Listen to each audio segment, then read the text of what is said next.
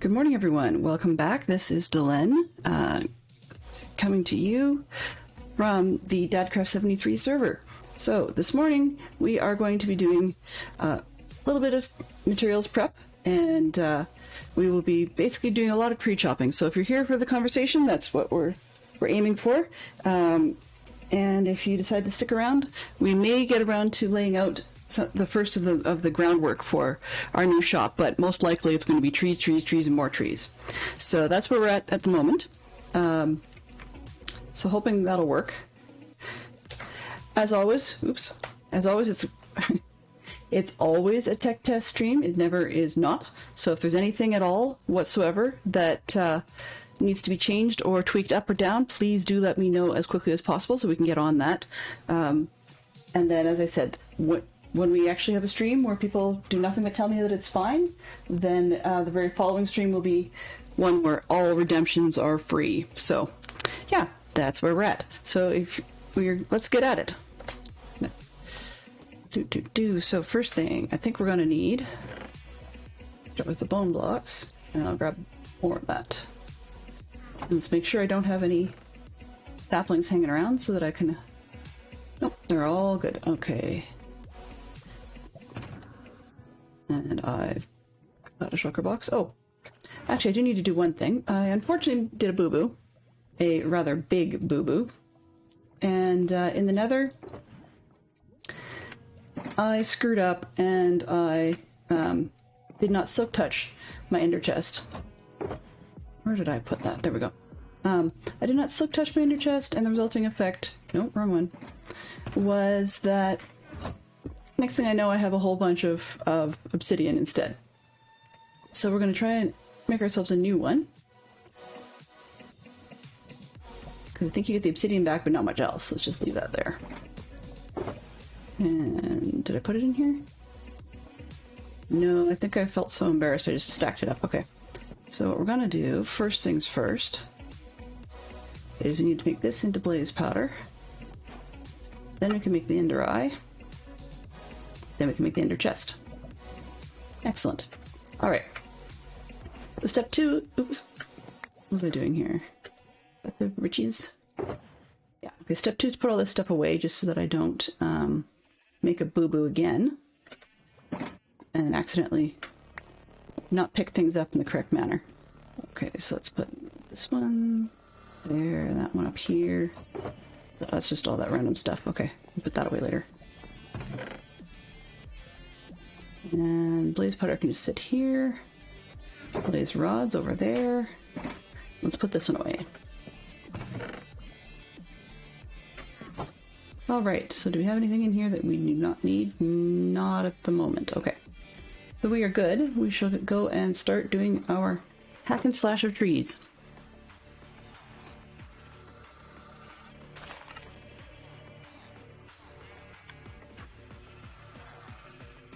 So I definitely do not chop trees as well as our friend Carnage Joe, and I don't necessarily converse as well during tree chopping either, but it's never hurt thus far to give it a shot, right? Okay, let's try the super spruce, and if I end up with one mistake, then that's just the way it is. Okay, 1, 2, 3, 4. Huzzah. Maybe just a little bit of bone meal. Alright. Do I have any in here? Oh, I do, so let's take that as well. And then we've got bone meal for later, just in case.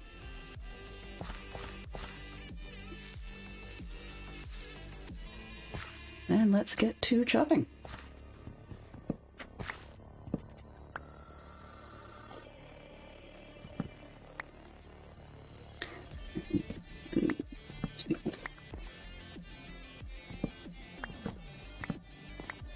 So the plan that we're going to be using this this stuff for is it's going to be a bookshop on our lovely Java server with DadCraft73, and the intent is to basically start with a cafe format, and then in behind we're going to have an enchanting setup, and in behind that will be an enchanted bookshop. So nothing super duper exciting, but by having the 3-in-1 builds, then it makes it a little bit easier for me without having to build the extra buildings for each one of them. It allows me to flex a little bit, not flex, sorry, play around a little bit with redstone, because I'm not that great at redstoning funky doorways and stuff, so it gives me a chance to play with that idea. And I have just noticed, oops, I've got waypoints turned on that I really don't need. There we go, close. Okay, that's just silly. Give me a quick sec to kill this. Alright, don't need junk in the screen.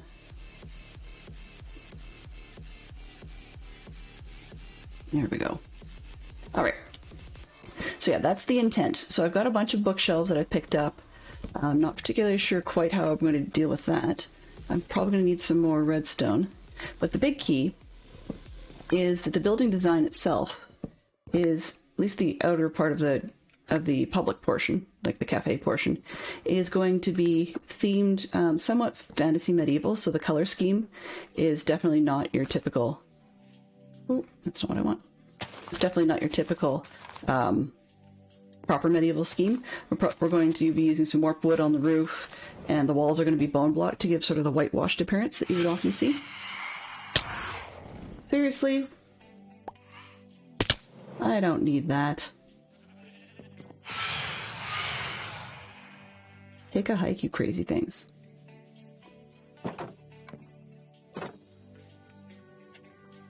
So I guess I'd forgotten that just before I logged off, I'd been AFK. And that means that I had visitors that I had not planned on. Enjoy. Go burn.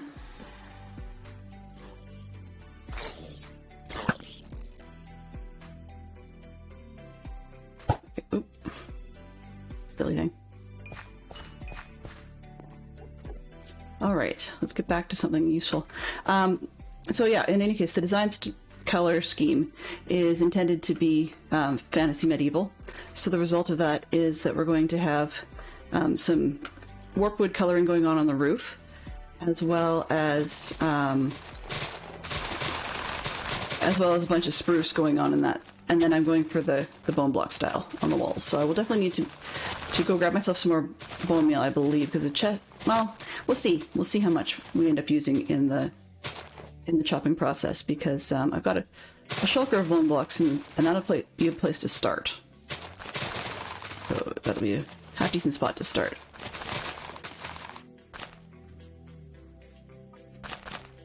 I've also not got fortune on this hoe, nor have I got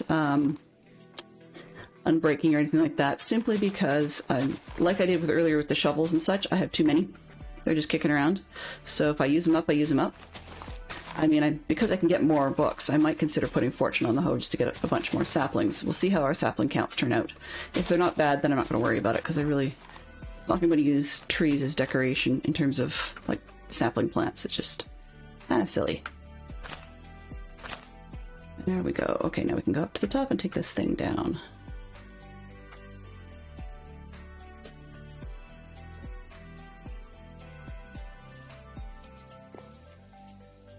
Oh, that was kind of crazy.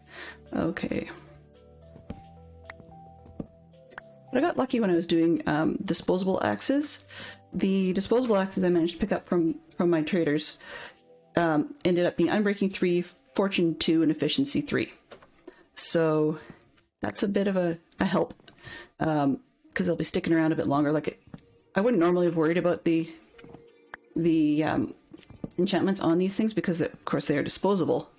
But on the other hand, if they're going to come out that good, then why would I argue with it? I'll take them. They only cost me 31 emeralds on villagers where I did not zombify them and then cure them. So that actually wasn't bad. I mean, because I've got the melon farm to basically give me all the melons and all the emeralds I could possibly want.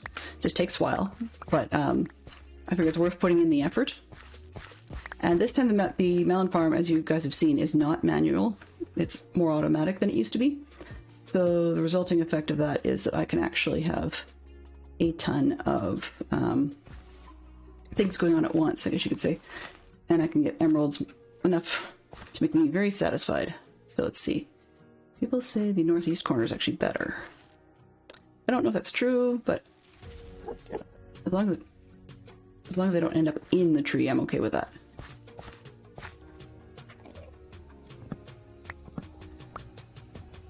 Actually, do I have... Darn, I didn't bring any scaffolding. That's probably going to be easier. Just grab some scaffolding and keep going up and down. Let's see if I can find some quickly. Where did I put it? Nope, that's not it. Yeah, that'll do.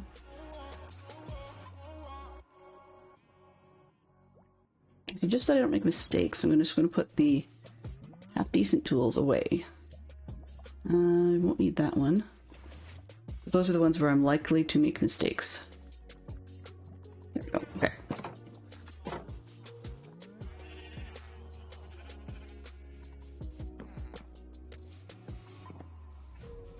Excellent.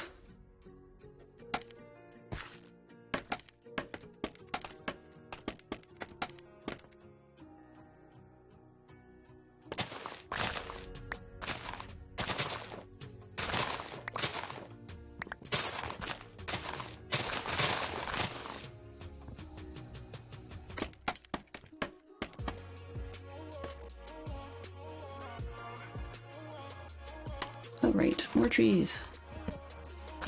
I've got some pretty chill music to start with this morning, so it's a good place to start. Ooh, lovely, right in my face. So you can see I'm using both shaders and a texture pack right now.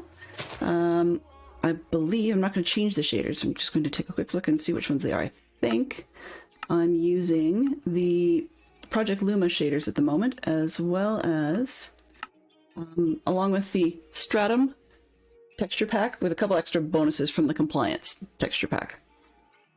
But mostly it's the Stratum texture pack, which is where I'm getting all these semi-realistic textures from. Oops. There we go, that should get me up to the top.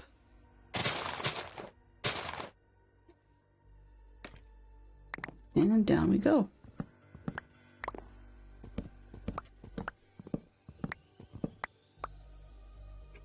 Let's just clear out some of this stuff as we go.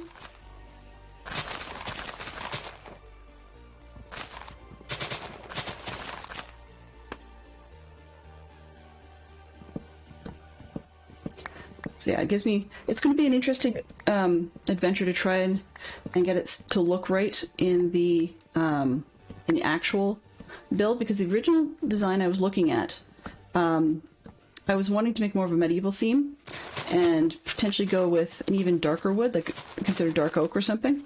But the problem with doing that, the problem with not doing that, I should say, is while in Minecraft, the spruce actually does look quite dark. As you can see on the edge of the book, the upper wood is actually a dark oak more realistically, and it comes out light and red. Whereas in Minecraft, it's actually really quite dark. The same is true with the spruce, as you can see from the wood cores we've got here. It's much lighter by going semi-realistic. So it's going to be a very large contrast between that and the warped wood look in the texture. So I'm going to have to try and decide how much I really care about the fact that the two are very different looks. So we'll just have to see when they start working out. I mean, I may end up having to build without having my texture pack on, or switch texture packs probably back to I'm thinking Creator, something goofy, just that has a bit more of a Minecraft coloring to it during the build, just because the lighter wood will probably throw my aesthetics. So yeah. Some things that we don't have in our world, like bone blocks and stuff, will stay looking Minecrafty, but they probably won't look all that great otherwise. Good morning, Fantastic Sherlock Fox. I believe you are the first one that has actually said anything this morning. So, that's okay. Lurkers are awesome. Lurkers are always welcome. That's fine. But I just noting Fantastic Sherlock Fox, the person who said anything. I know you've got a fairly busy morning, Fantastic Sherlock Fox, so feel free to lurk if you need to, that's fine. And I do remember that I've set up a new feature for the mods. We've got the ability for mods to start adding their own commands. Mod created commands would be triggered by hashtags rather than by exclamation points. So that's something a little different to play with. That just if you come up with any great ideas that you want to be a tag, then you can actually, or a command, then you can add them. And then down the road, any that are really good, I'll let you know which ones are which, but I will convert those to real commands.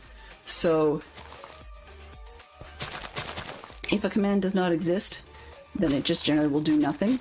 But yeah, so that's one of the perks I've added. There's also a a cheesy but fun new redeem, just to show who's the supposedly biggest fan.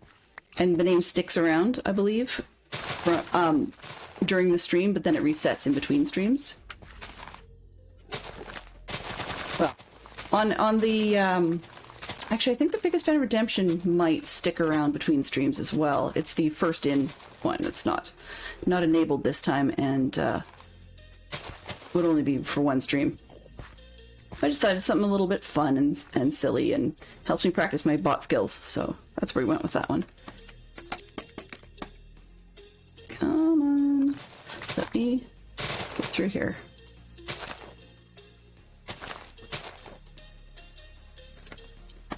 Bushy, bushy, bushy, bushy. Is that enough? Can I? Oh, no, can't quite get up there yet. There, that should be enough. You can at least reach the top with the axe, which is the big key.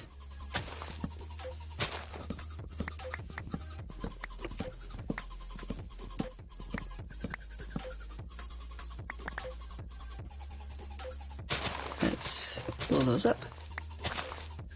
I think we're getting enough saplings that we're not going to worry about putting fortune on these disposable garden tools. Because it's not necessary, it appears. Alright.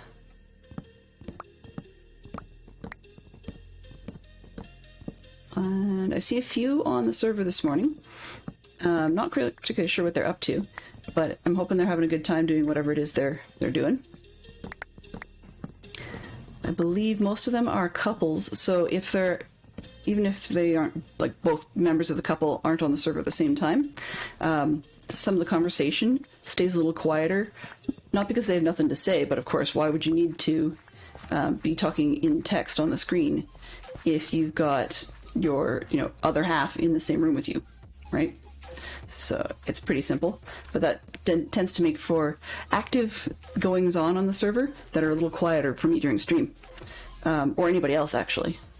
Okay. So let's take this stuff down. Actually, we might just leave it. You're hearing some Enderman noises in the background. What's actually happened is there's Endermen that spawn underground, and I've closed off the hole they can come through, and sometimes they've even just spawned with their heads up in the wall, but it doesn't kill them. They just sit there. So I have decided I'm not going to do much about that, because there's just no point. No point at all. Okay, let's see if this will actually work. I don't think it'll work with the scaffolding sitting there. Nope, not going to work. Let's pull that down and see whether or not it cares about the leaves above. Apparently not. Nope. We're good there.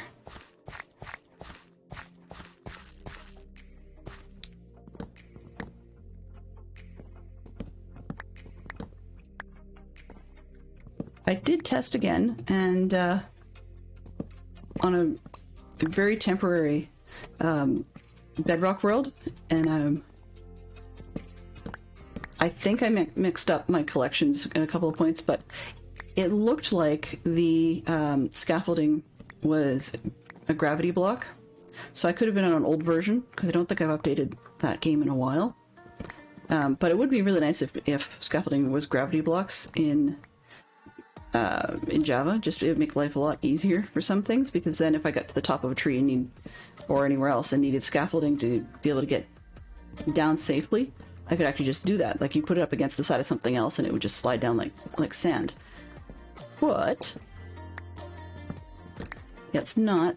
So yeah. So it does make it a little challenging on occasion to get up too high and then realize I need to get down.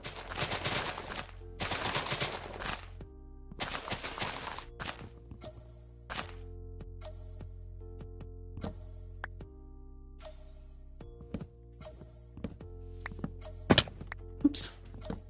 Oopsie daisies. Like that. Because I make these sorts of mistakes. Okay. Back up. Get one I missed.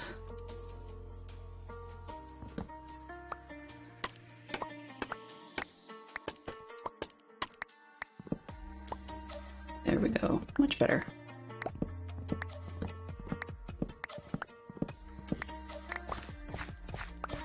How are we doing? Not that far off being full. I'm always impressed by just how much wood you get out of a spruce tree. It's actually quite a lot. Okay.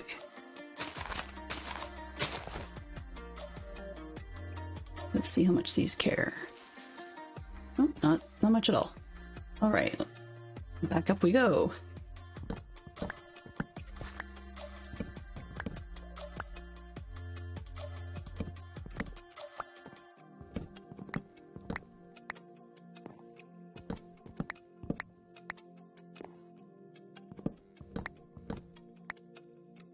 Oops, that was a mistake. Oh well.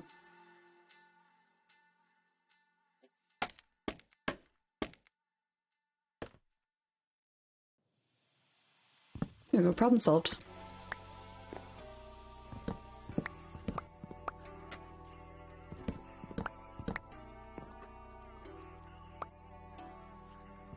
There are days I could use diamonds, and there are days that bogs logs would be very much appreciated.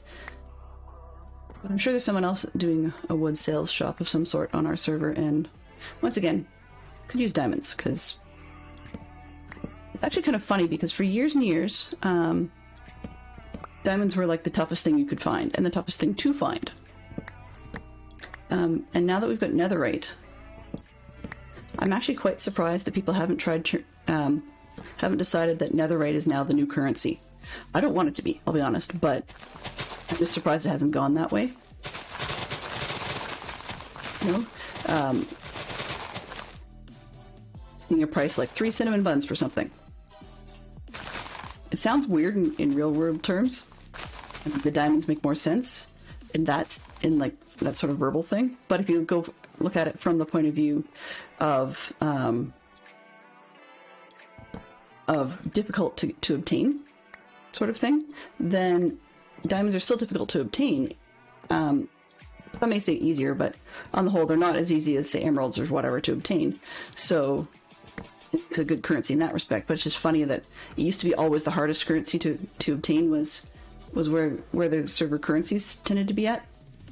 But it hasn't shifted with the advent of netherite. So that's I'm kind of glad it hasn't, as I said. But it's just an interesting to me point that it hasn't shifted that way. Let's clean up some of this mess if we can reach it.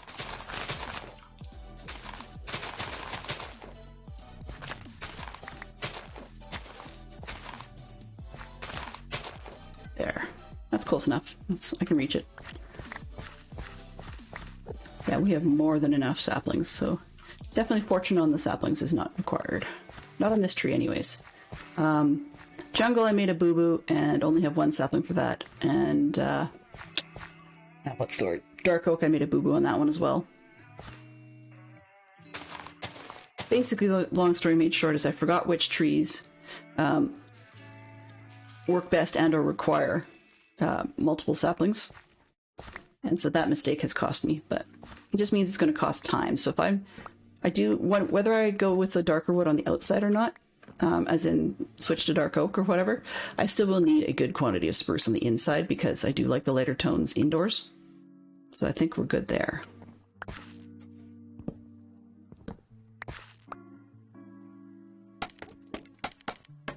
So this isn't total futile work, I guess is what I'm trying to say. But yeah, if it's dark oak, I'm going to have to go get some more saplings because I got myself down to 1. And it was unlucky on that last tree to not get any saplings. I swear that one needs fortune every time because the number of saplings I get from those trees are really quite sad.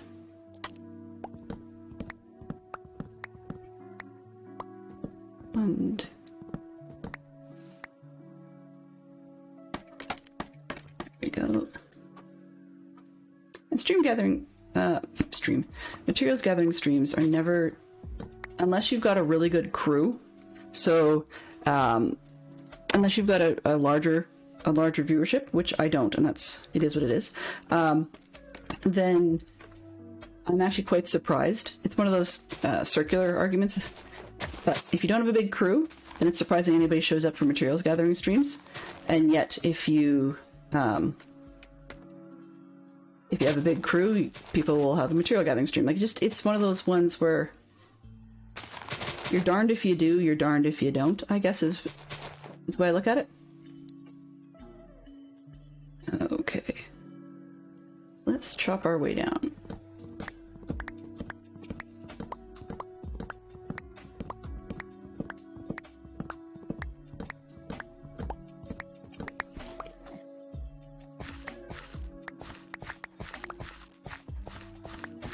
Please shut up, Enderman. I don't want to talk to you.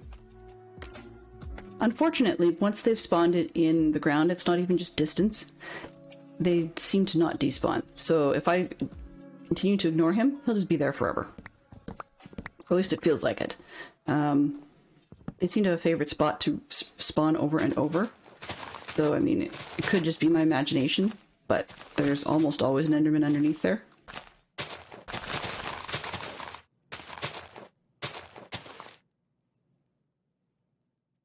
Am I full?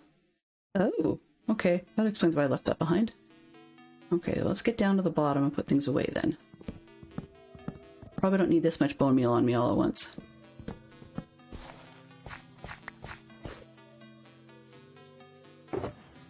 Okay, let's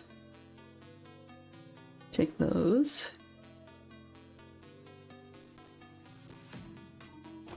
4, 5, 6, 7.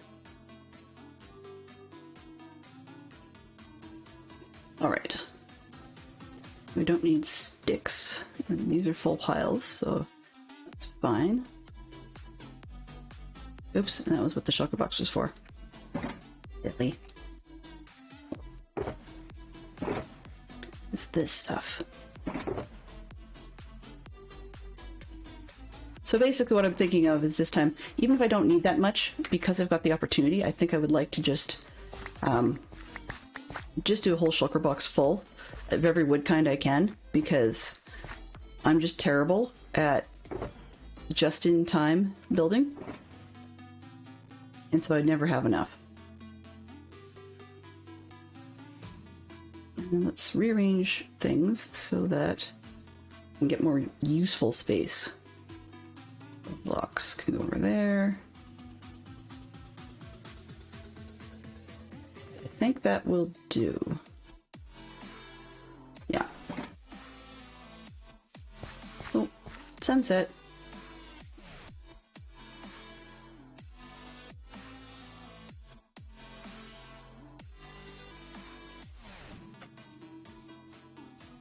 All right, let's pull this down.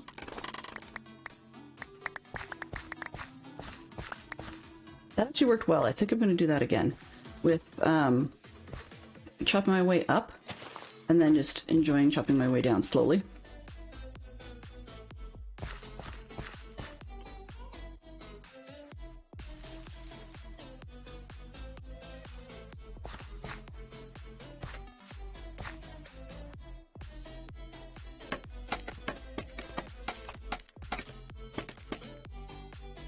That seemed to work for my taste, actually, which is not what I wanted to do. Ow. There, that's what I want to do.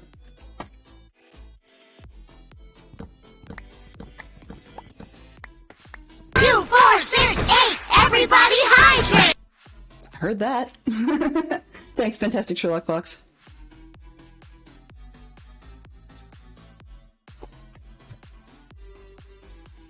I'm just going to go and mark that one as completed. Let's see.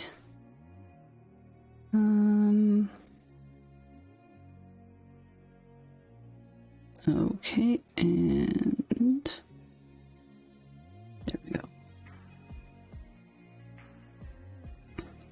See if that one turned out. All right. Thank you very much for that hydrate. I still have coffee. Forgot to go and get some fresh stuff, but I wasn't far enough into the cup to make it worthwhile at that point.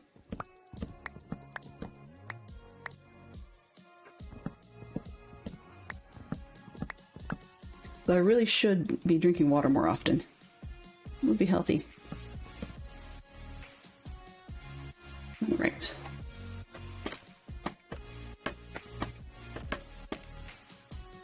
Fantastic Sherlock Fox has more points than he knows what to do with. That just guarantees that he's going to get on the points redemption credits roll. And that I shall not be complaining about dehydration headaches later in the day, so both are to his advantage. There we go.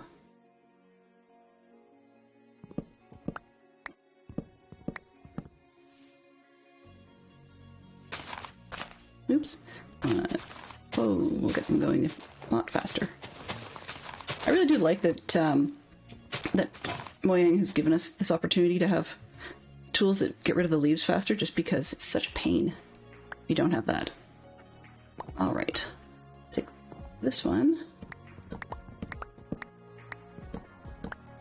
and I'll just run off and grab another hoe because I have extras.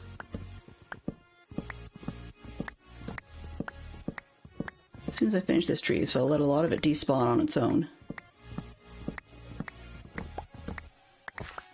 And then we'll pick up extras after. Alright, let's back up.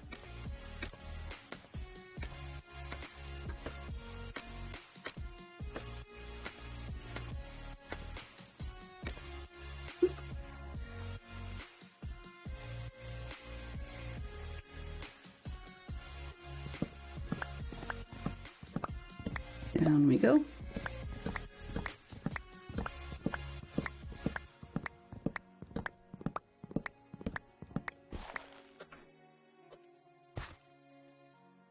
That's it? Okay, so take that out.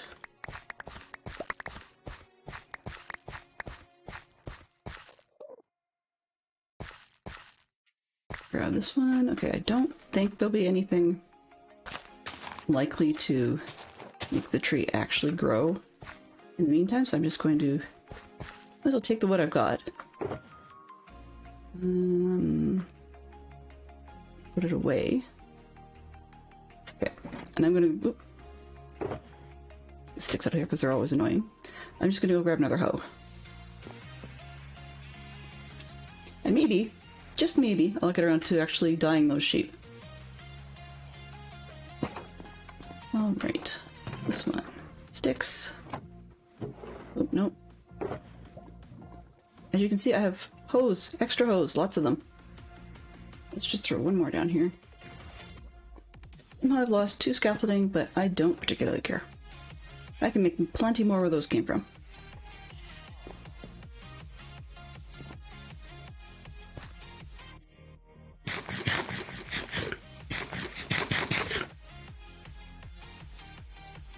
Alrighty. A little bit of cleanup at the bottom. And that's... Oops.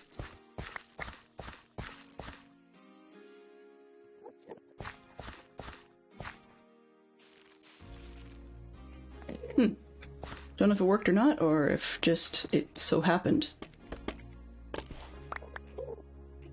Okay, let's do what I can reach.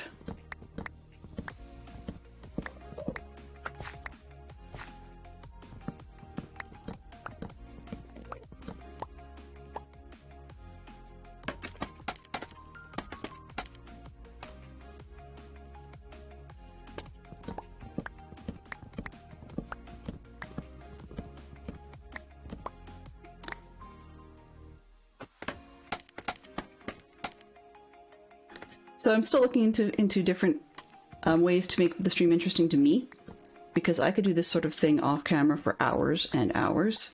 So I'm enjoying that, but I'm well aware that I also need to get onto the graphics. I've got some graphic stuff I need to do for my page, and I'm looking at potentially making graphics so that I can actually have more emotes, and I can actually have potentially overlays that have nothing to do with Stream Elements. Although, because their stuff is free, they actually don't necessarily complain if you save it out and do something with it yourself separately. So, any items that I am working on, I'm actually keeping copies of them elsewhere just in case. But part of it, though, there's in some of the pieces, they've got code behind the scenes that I don't yet understand, and so I don't want to be messing around too much with removing their code if I don't need to. I don't want to be messing around too much with trying to figure out what their code's doing on the back end if it doesn't save out nicely. Because it doesn't save as an HTML page, it saves as like, graphics and stuff, right? So.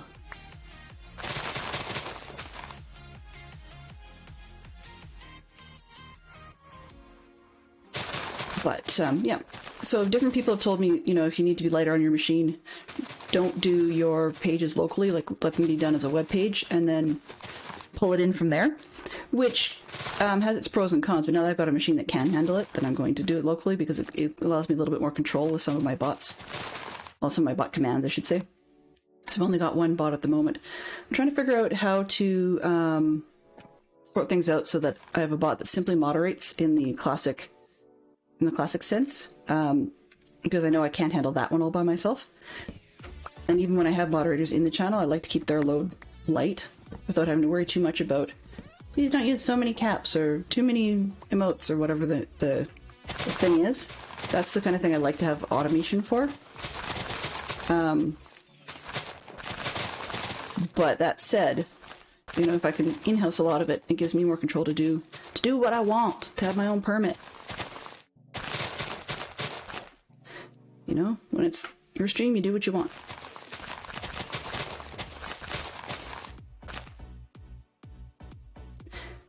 Part of it is just the techiness of figuring out that I've been able to accomplish something myself. So I'm working on figuring out bits and pieces as I go along. I'm one of those people that learns through doing, so understanding what something does really makes a big difference to me when I'm setting things up. So when I import a command that somebody else has built, or import an ability that someone else has built, then I like to try to walk it through and see if I can understand why it's doing what it's doing and how it does it.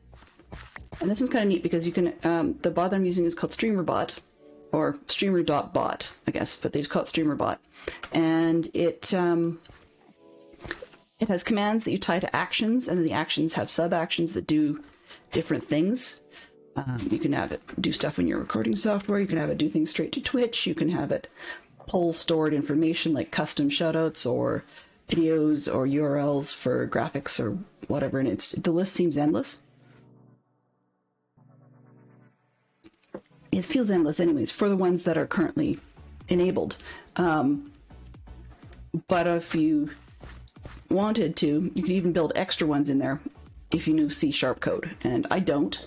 But I know how to read it enough that when I'm walking through it afterwards, I can say, oh, okay, yeah, this bit did this, or this other bit did this other thing. And I don't know how to write C# code, but if I've made a mistake in something I was supposed to edit, I know how to figure out what I did wrong to be able to undo it, which is kind of nice.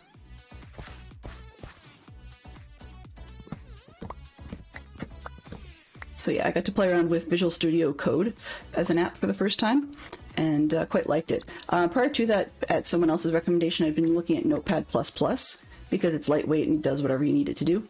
And I mean, it works well enough for what I was up to at the time. And Visual Studio is definitely overkill for it.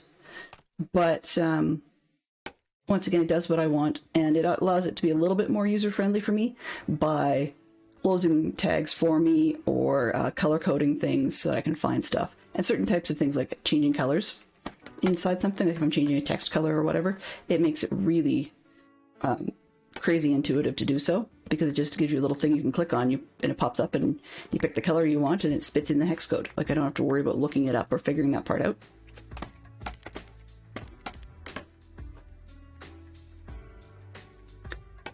So that's part of the whole learn by doing process for me.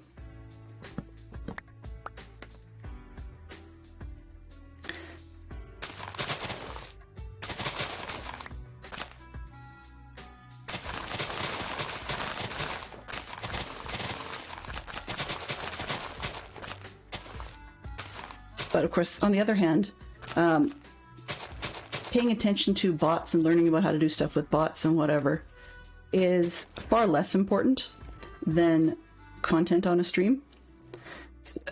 On the other hand, what is the purpose of the stream, right? That's a big consideration. And if the purpose is to share what I enjoy doing, then content isn't necessarily critical, I guess. Like, it sounds funny to say that, and it's quite harsh. I want to make it interesting for the viewers because it makes it fun for me. On the other hand, if there's stuff that I need to do, like tree chopping or something, in order to keep it fun for me, then that's just the way it's gonna be, right? And that sounds really negative. It sounds like I don't care about you guys, but that's not the point. I certainly do.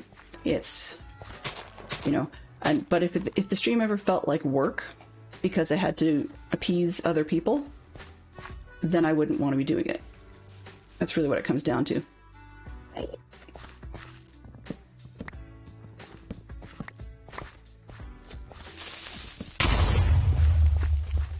Okay, I do not have an oh, geez. I was going to say, I do not have an artificial sound for that, so that's got to be the real thing.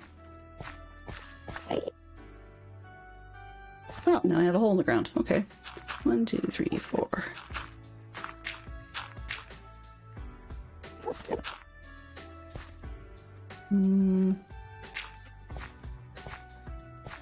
Well, that's inconvenient. Manageable, but inconvenient nonetheless.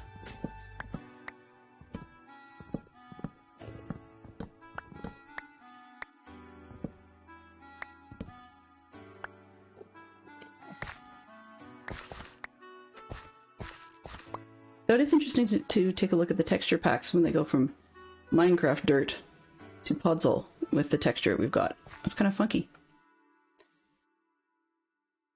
Okay.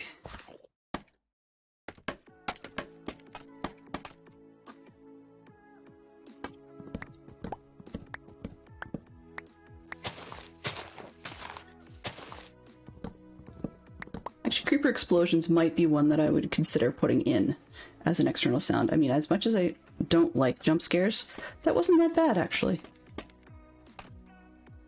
So, yeah.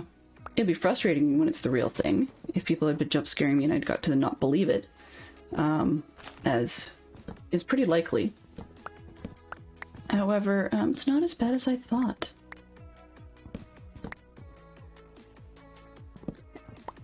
And due to having, what's the word?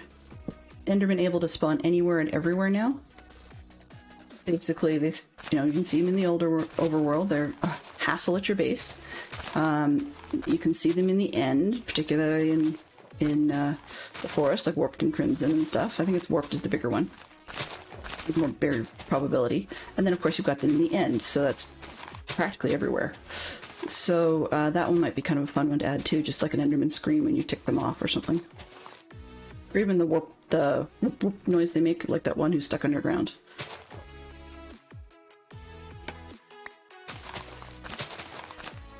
There we go.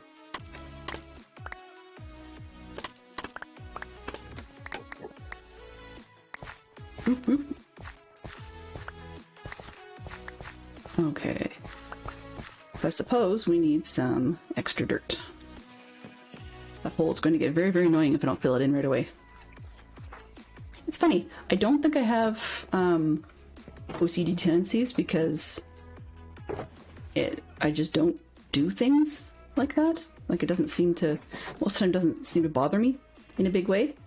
But when it comes to Minecraft, ignoring something that I could do, like filling a hole or whatever, that sort of half-finished behavior does end up getting to me, so it's kind of like this is the closet OCD place to be. Maybe that's part of why some of the people that I used to play Minecraft with don't play anymore, is that they may feel too much like work or bug them in an OCD format like life, as in when they really want to do something and they can't for whatever reason.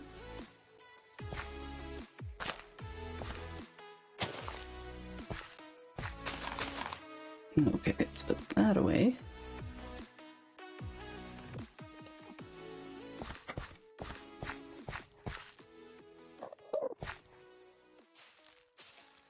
Yeah, northeast corner seems to be giving me a lot better return on my bone meal compared to any of the other corners.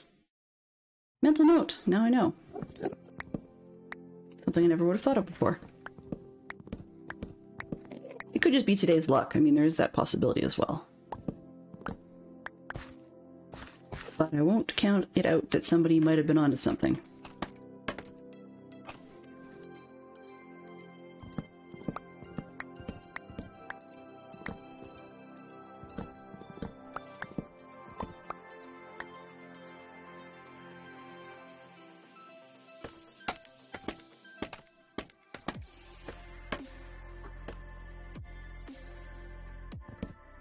All right. It's quiet today. It's not a complaint. I meant, like there's not a whole bunch of mobs bothering me either, which is kind of nice.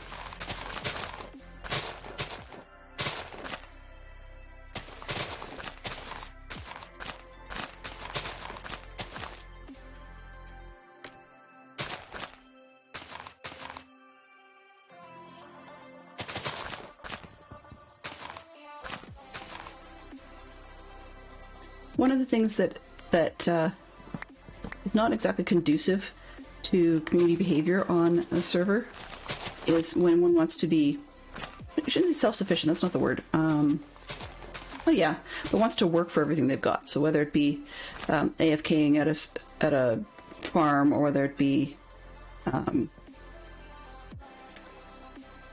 building their own whatever, like their own type of farm or something, or if it's painting things or digging things or mining things or whatever. It tends to make one rather hermity, and it's not intentional, at least not on my part.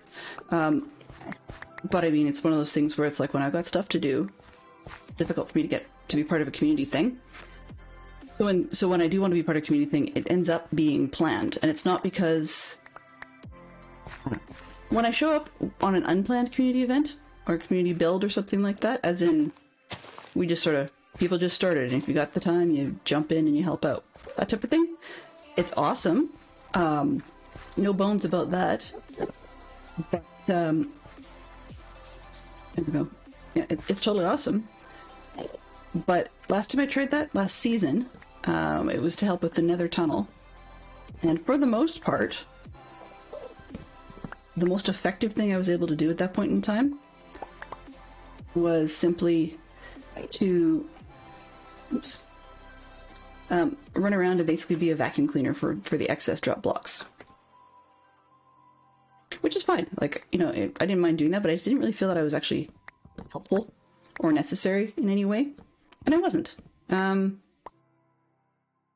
So this season made noises about a couple of community events, or not community events, community builds that I'm interested in, but because I'm dragging my feet for good reason, not that I'm dragging my feet for good reason, sorry, for good reason, comma, because I'm dragging my feet, comma, that there are motions being made to go ahead with the project, and I say more power to you.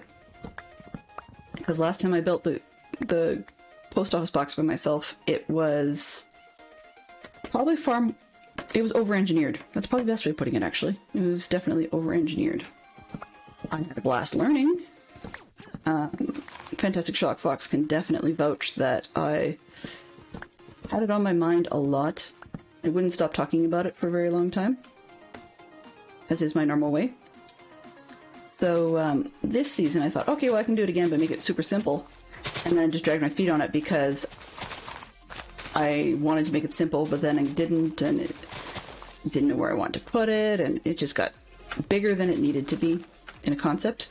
So I didn't do it.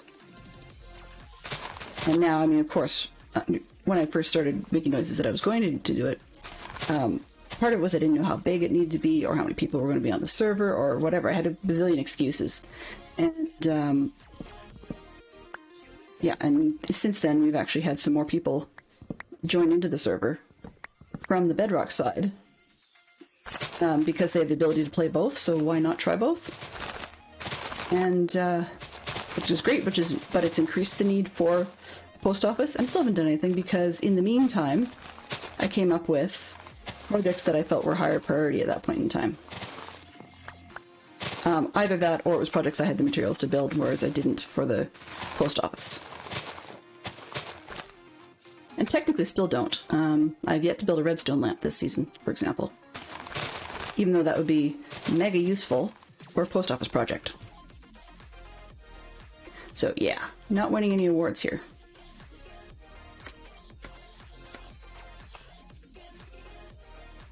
And sometimes if people waited for me, you'd never get anything done. So I'm at the point where I just sort of say more power to them if they want to go ahead with something like that. And I would love to be involved, but totally not critical. Because, yeah, if you wait for me, it may never happen.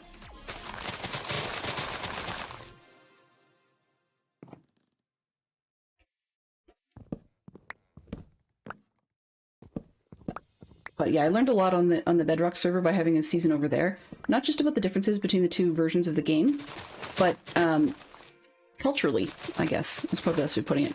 And that sometimes you don't need to do crazy big things unless you want to. It's not necessarily to boast or to show off or whatever. It's because you enjoy it, because you build what you find fun. You know, we tease Ross about shulker monsters and stuff, and we tease other people about similar things. But truth is, those sorts of things are required to be able to make things that you find fun come true or become real. And if you want to build something crazy big, go for it. If you need a shulker monster to make that happen, go for it. You know, it's all gentle jests and stuff, but it's kind of. But I learned a lot about some techniques that I could start implementing a little bit more effectively. I haven't done, but can start implementing a little bit more effectively in terms of trying to tell myself that it doesn't matter, that you don't need to care whether somebody else likes your build or not. As long as you like your build, that's where it ends. So things like my sheep farm is rather exposed and very public, and some people think that's ugly and would enclose theirs, or just want to because that works better for their base aesthetic this season. Sure. I just didn't feel like it. I actually like looking at them. That's one of the things that my daughter likes to see. So if she comes and surfs over my shoulder, she says, "Hey, can I see the sheep?" She's a little bothered they're penned up like that instead of free roam, but she understands why I do it. And she plays Minecraft as well, so it's not like she's unfamiliar with it. But yeah, that was one of the things I had to do at the beginning of the season. Not to make a farm, but to make a deal with my kids, I guess you could say. If they each had a particular rule or whatever they did or did not want me to follow. My son said, "No, whatever, you know, carte blanche, go for it." My daughter said, "As much as possible, once you've got your first bed, no killing sheep." So I've had a couple accidents that really were legit accidents, as in like trying to kill a golem that had gotten himself stuck in the open sheep pen just before it was a farm. And unfortunately, I was doing it with my bow, which has flame on it. So yeah, one of the arrows missed and down went a sheep. But one of the other things we had agreed upon, her and I, was that if something did go sideways and I ended up with sheep meat, was that I was to do something with it. So it's not one of those ones where the rule was put in place and you can't use it and you must destroy it. That's not where it went. So we just made a little sort of like a gentleman's deal. So I had a piece of mutton and got rid of it as quickly as possible, etc., but didn't end up destroying it, just used it. And that was okay by her. She just said, don't do it often. It's like, well, it was an accident. So, yeah. But, I mean, she likes to see the sheep, so saves me a little bit of trouble if I can continue on with whatever I was doing and you can see the sheep from where I'm at. So then I can just point over that direction and, hey, there's the sheep.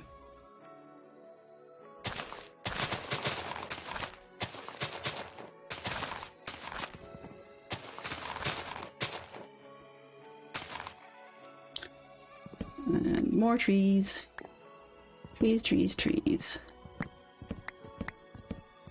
I will probably just on spec do a little bit of work on the bee farm. Potentially right after these trees. Sing a song. Okay, CJ. Let me just get out in the open. What am I doing? AM? Sure. Okay. Grabbing the books.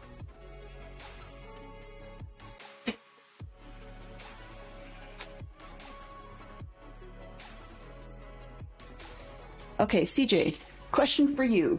Do you want something between A and K, or something between L and Z?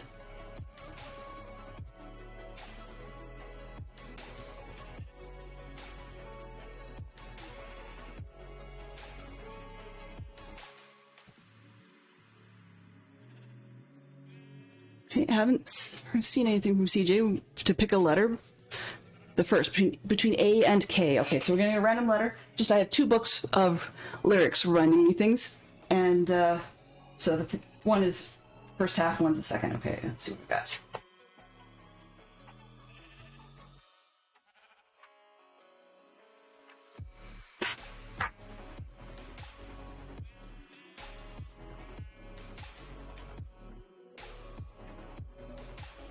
All right, so. Ooh, do I have the silly version?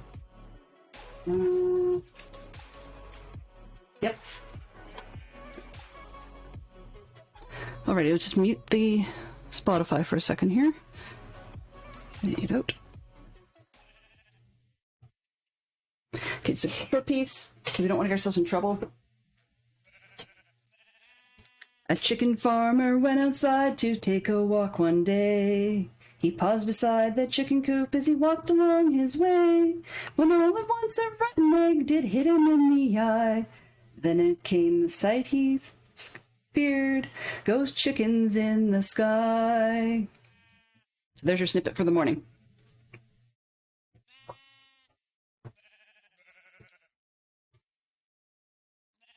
All right, so back to the game. If you think that's too short, just let me know. I just don't want to do too much because I'd hate to actually end up with a copyright strike for being silly like that.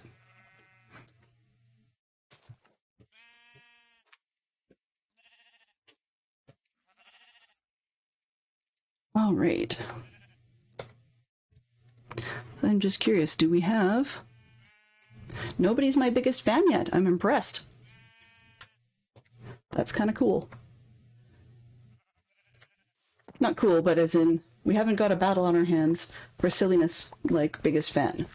But at some point when people feel far too flush with points, I'm sure it'll happen, so... But yes, and the sound redeem actually worked, for once. A tech thing that went right.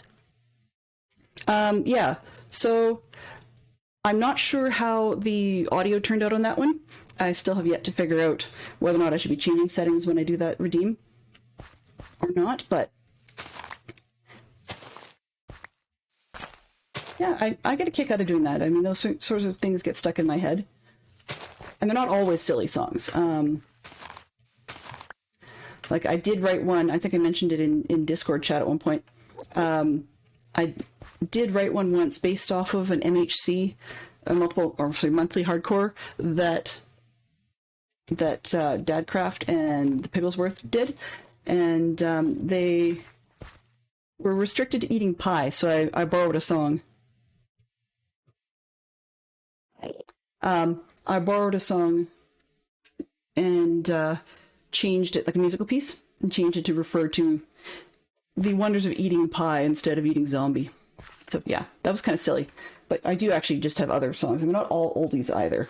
I'm just more familiar with the oldies set, or the 60s and 70s set. Yeah, for 1 point. So CJ at the moment is the double-headed biggest fan. That sounds weird to say, but he's the biggest fan in both points. What about zombie pie? I don't think you can make zombie pie in Minecraft. And in all honesty, I think Minecraft-wise, it would probably be designed to make you sick if you did. But it would be kind of funny if you could do sort of like the salt pork pie that Fantastic Sherlock Fox and I watched on Townsend's recently. It'd be kind of amusing if you could use like zombie and potatoes and a piece of bread or something, and then come up with a zombie pie. That'd be kind of funny. Turtle soup first, yes. Oh yeah, I mean, if you made zombie pie, I think it should make you sick or nauseous, kind of like suspicious stew, or the negative suspicious stew does. I think that would just be a lot more fun, a lot more worth it.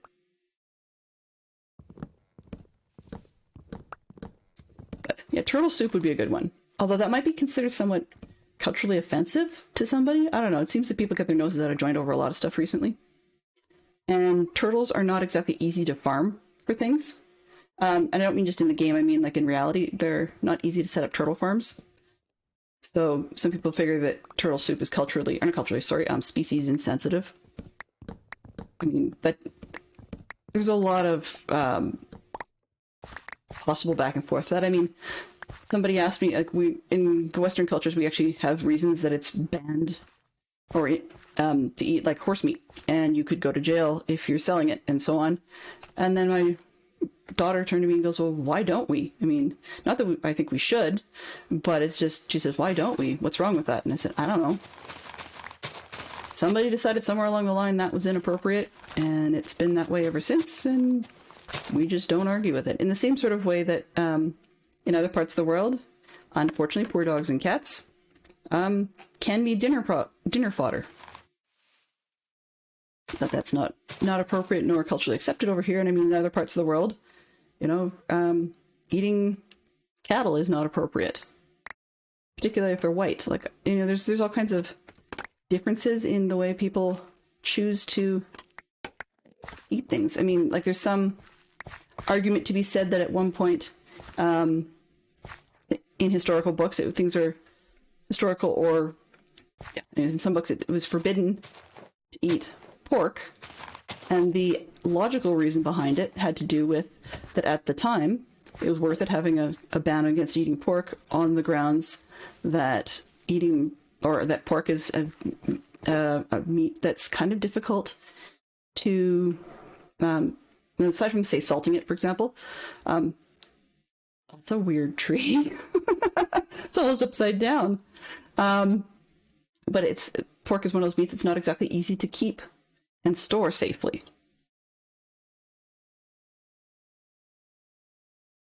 Salted zombie pie. Cute. Yeah, so because pork is not exactly super easy to keep healthy in storage, I could see why having a ban on it, because it can be prone to parasites and other kinds of nasties in it, if not preserved carefully. So that's part of why it's one of the more common items. I mean, you see salt pork. There's salt beef too, but not as frequently as salt pork. It's not as easy to get your hands on salt beef or salt veal. However, you know, and some cultures still keep up with that. Even once we've had technology to make it safe for us to eat pork more frequently, people don't, because there's also the idea that they wander around in the mud, and pigs can be. Some people think they're incredibly dirty animals, but when actually having farming family and stuff, I got firsthand experience to be able to note that, strangely enough, although they wander around in the mud, part of it is because pigs actually don't have pigs actually don't have as good a system as cattle do for being able to regulate their own internal body heat. So when you think about in a lot of the wildlife documentaries and such, you see, you know, say elephants, for example, going into a pool or a mud hole or whatever to cool off. And they'll spray mud on each other's backs, or they'll put water, they'll spray water if they can, or whatever, to just try and cool off. And if you think about it, in a similar vein, that's what pigs are really up to. They will eat just about anything, but I mean, so do goats, and sheep will if you let them. So I mean, that's a similarity there, but yet we find goats and sheep perfectly edible. You know, I mean, goats will eat garbage if you let them. Kind of sad. So I mean, there's that, which means that they're not that pigs aren't necessarily unclean in that category. Pigs are jerks, so I mean, they can be grumpy and dangerous when they're grumpy. So I mean, maybe we should eat them in that on that basis. It's like, well, if you're going to be annoying, we'll just get rid of you. Yeah, I mean, and even deer populations. I've seen places where they actually, in essence, they have a reserve purposely to try and encourage deer to populate themselves, and then they let people go and hunt them. It's a bit weird because the proportions are a little off, so to speak. But yeah, I like some game meats are pretty good. My big issue with game meat is literally the same thing as with turtle soup, is practically that it's the farming aspect of it, in that they're not exactly easy to farm, and most often are wild. You know, I don't have a problem with bison or like anything else. So for me, I'm all about, can we theoretically sustainably farm it such that when our culture consumes a large quantity of it, that we're not necessarily decimating the population. What is it with me and these stupid trees today? Bet you this one's an inverted tree, just like the other one. Yeah, I'm getting Christmas trees now. Oh, whatever. So that's where my view stands.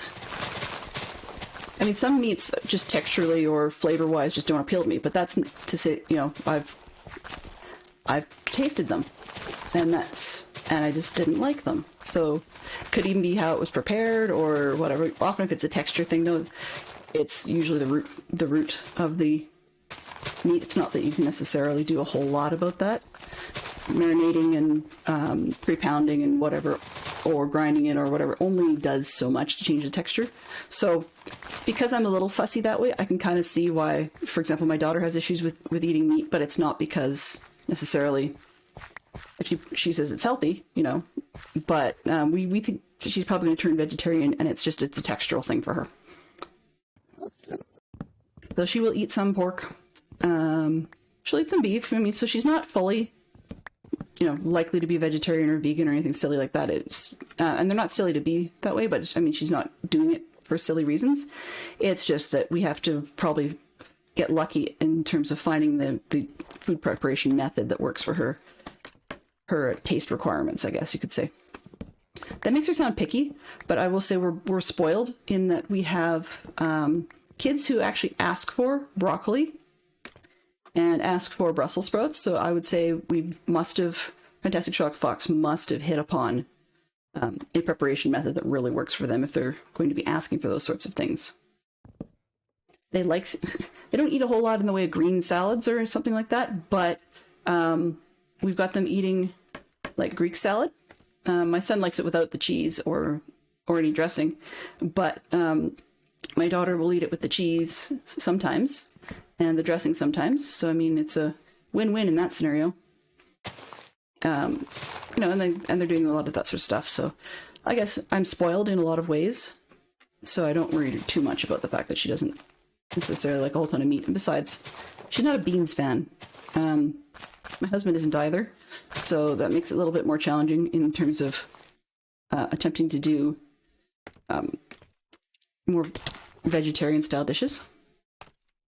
Because there's a need for alternative versions of protein, and a lot of them my kids don't like. So for example, like getting iron from raw spinach, they'll do a little bit of that, but mostly they don't like it. So Can't win him. I'm the one who likes spinach, and people think I'm weird because I still like it steamed or wilted, even though getting spinach quote unquote right that way is not always easy. Shrimp is awesome. I like shrimp. My kids like some shrimp, like some garlic whatever, and they don't like seeing the extremities on the shrimp. Can't blame them. Particularly when if they have to peel and eat shrimp is fine. They just can't have the heads on them because, of course, that freaks out the kids, and I'm not too surprised by that.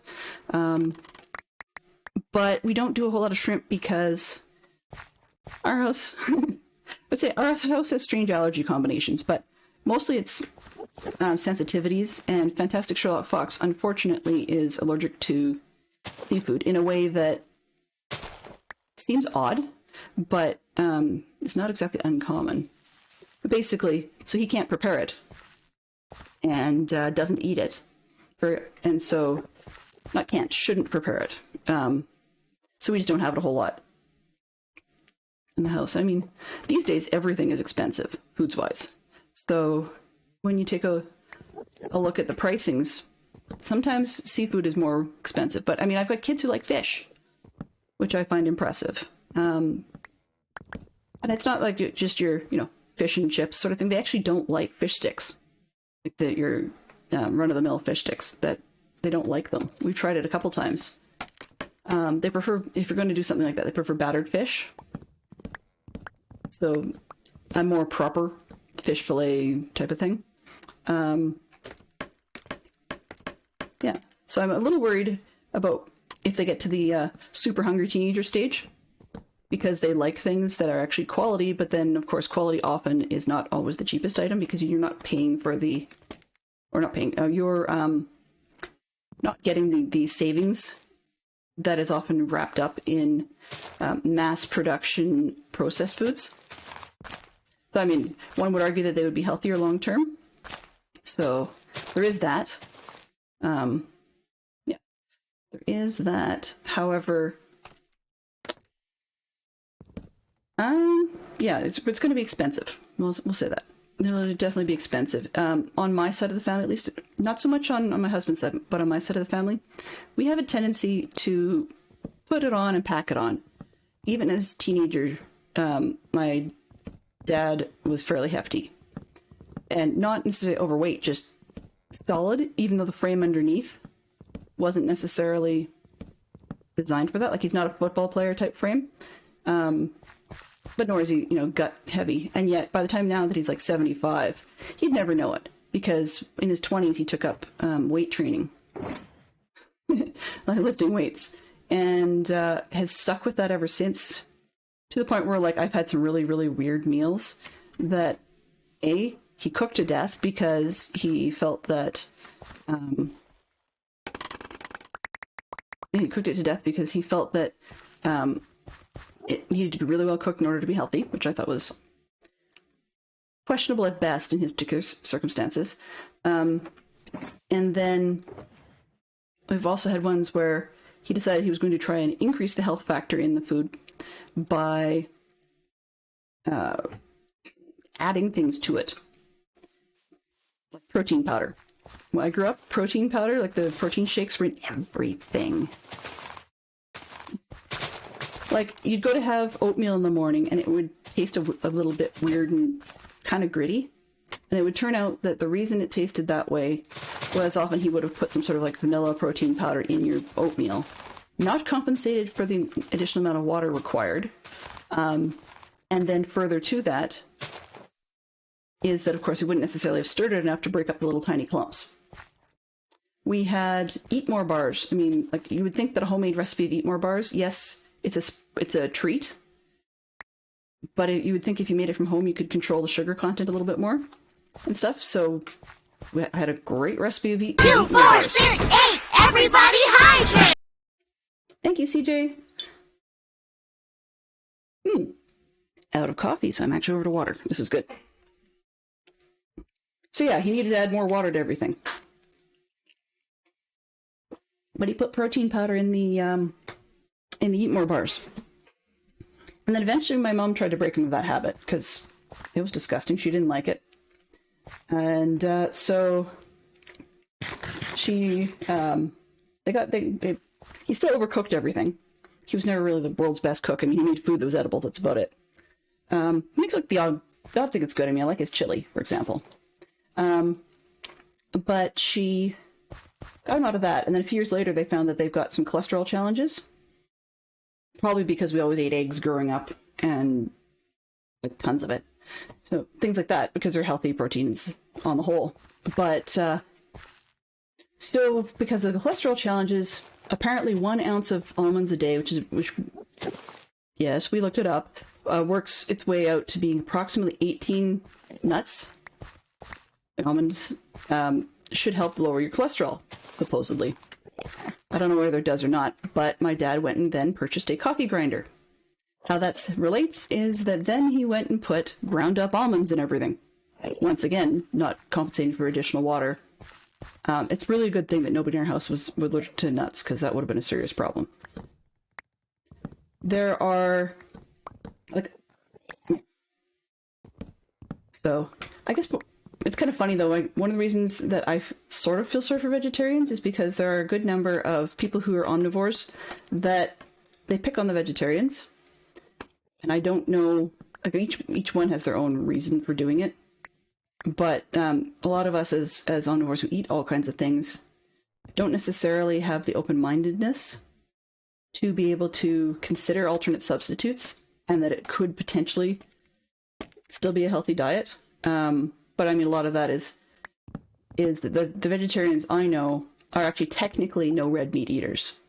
That doesn't necessarily mean they're going to eat pork or chicken or whatever, but they'll eat some fish, and and sometimes you'll get ones that will eat like eggs and cheeses. I'm not fully sure where my sister-in-law sits on that one, but I know that for the most part she's a vegetarian, but she's clear she's not vegan, so that when we go into restaurants and stuff, she just says, no, just vegetarian, it's okay. And for her though, apparently it's not a ideology thing, it's actually a texture thing.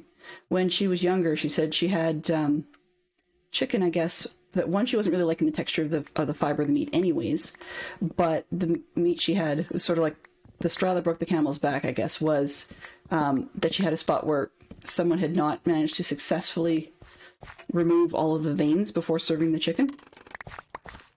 And so even though it was cooked through, she got that, and that was sort of, yeah, that's the end of it. No way, no how. But my parents, I mean, my mom is willing to support it, has no problem with the concept, but my dad is not.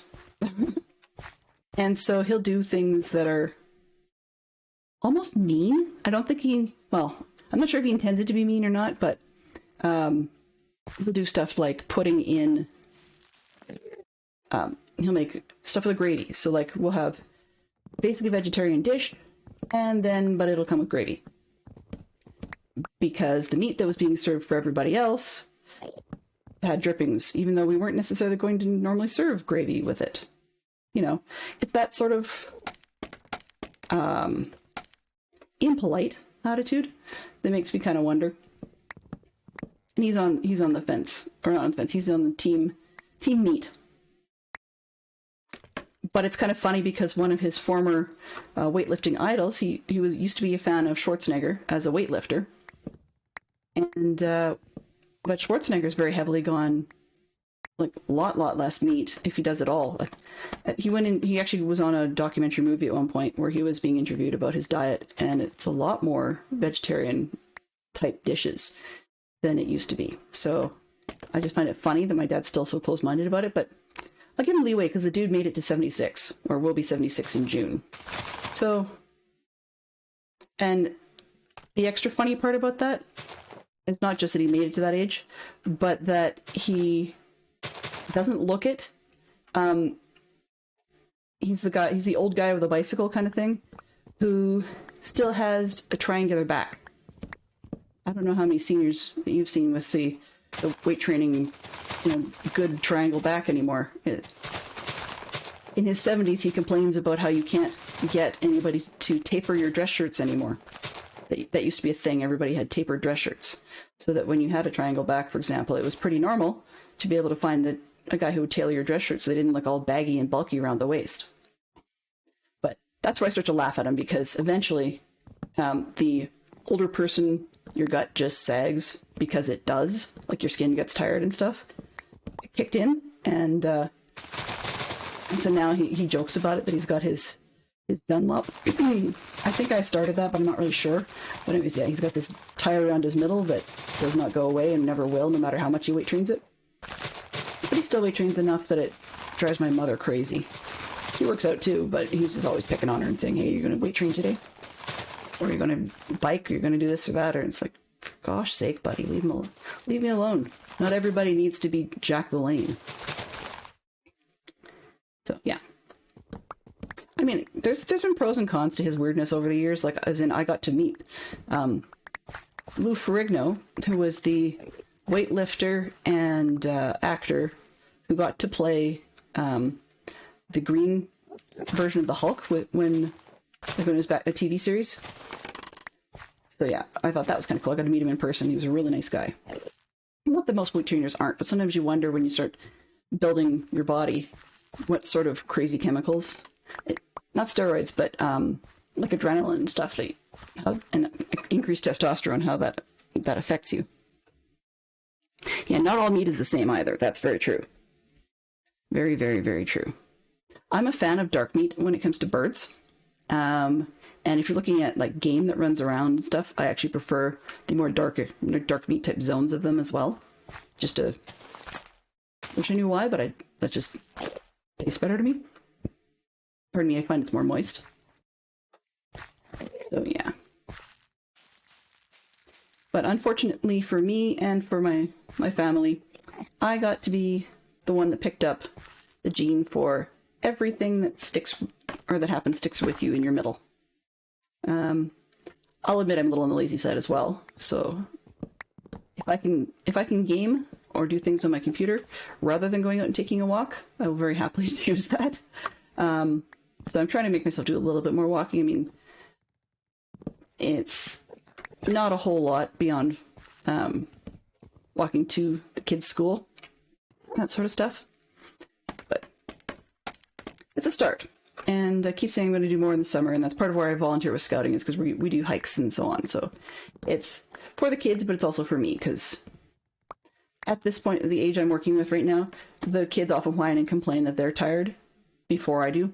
So that's a good start, because that means at least I'm not going to have to worry too much about getting burnt out and sore for 3 weeks or something off of a hike from the cub age group. My son's joining Scouts this fall, so that might be a different category. We'll see what happens then, because they do a lot more distance and effort and stuff, and I'll still be involved, but it's definitely going to take some work to keep up with them. All right. But anyway, that was a long roundabout piece that just sort of kept bouncing off of the turtle soup. And it's kind of funny because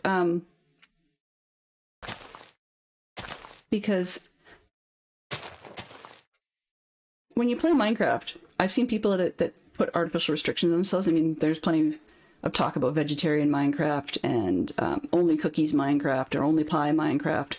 Like, I've seen plenty of those, and it's just interesting because you don't see ones where they pick a particular product, like they say, only mutton Minecraft or only pork chops Minecraft. You just don't see it. I mean, one could. There's no rule that says one can't. There's no taboo against it, but it's just not something you see.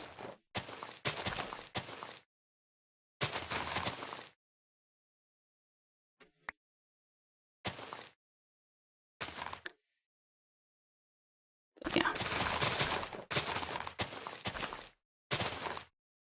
Alrighty. Let's see, where are we here? So, although I keep saying on the one hand that I've given up on the bee farm, I can't quite. I keep trying to, and I can't quite. My bees keep despawning, so my latest theory, or latest plan, is to go and put in a layer of glass or something, but probably glass, to split the farm from the rest of the build, and thereby, in essence, pin the bees down lower. Because I'm wondering if they're getting high enough that they figure they can get away with despawning. I don't know. But I had every one of them named bee. I may have missed one baby bee, but they all had name tags that said bee on them. And they despawned anyway. It could have been maybe what I chose. Like, I didn't think that field should collide with the regular tags for their existence, but maybe it did. But there was no point in me putting custom names on them, as I had a thought about doing, if they were just going to despawn again. Yeah. I think, yeah, no, I get you, CJ. I think you're implying that it would be a bug, as in something that would show up in a bug tracker report for devs to fix type of thing, as opposed to, yeah, a bee. You unintentionally made a pun. Yes, that was fun. Come on, can't I sleep? Can I eat? Oh, too full. Okay. Yeah. Okay, it's close to 6:30. Can I sleep now? Thank you.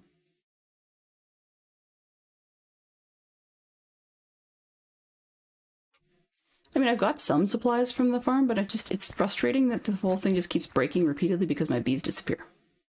This would be 1, 2, 3, 4. So this would be my 5th group of bees. And I even made sure when I built the thing that it's all within one chunk, because I actually used the chunk borders when I sized out the bee block in the first place. So it wasn't like I was crossing a chunk line. But hey, you know, nothing is ever perfect. If it was, it wouldn't be a game worth challenging yourself to.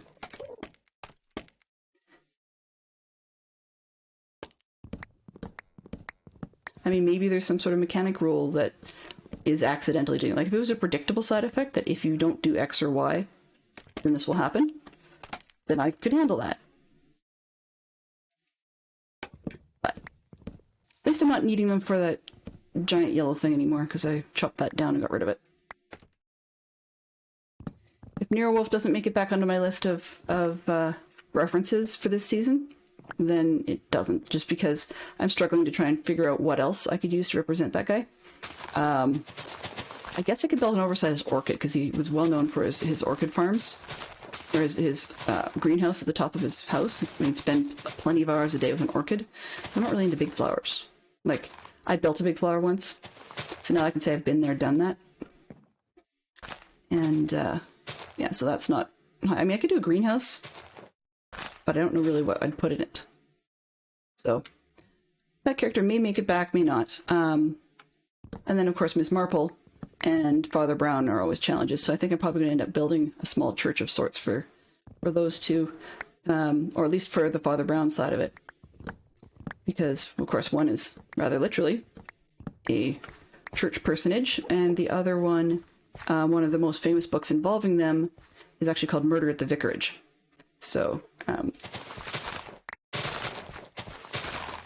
it's useful, oops, to have double headers like that, or things that are very, very clear to make.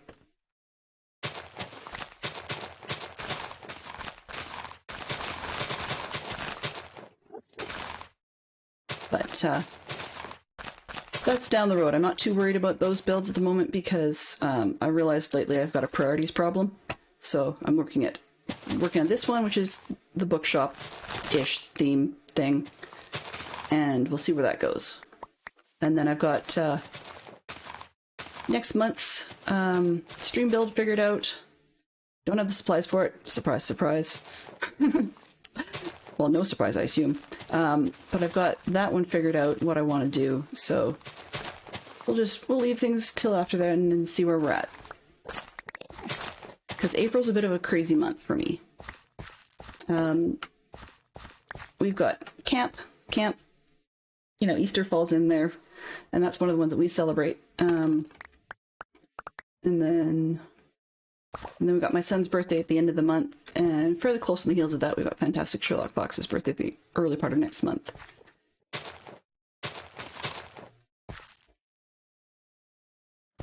So April's just one of those months that can get away from me quite easily.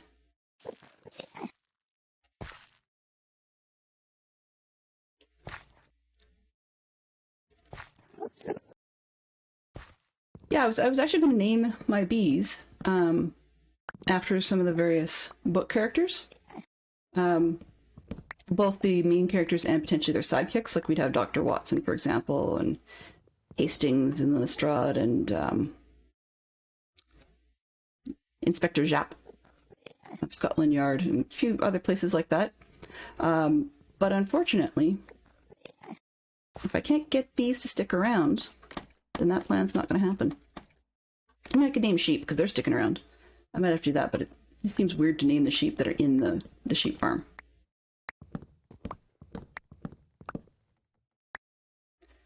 I mean, if I wanted to name them, it would actually be really not related to the book theme, but fit me fairly well if I just ran around naming them all Bruce. I quite like Monty Python, and that would reference the Bruce's sketch that they did, where everybody and everything was named Bruce.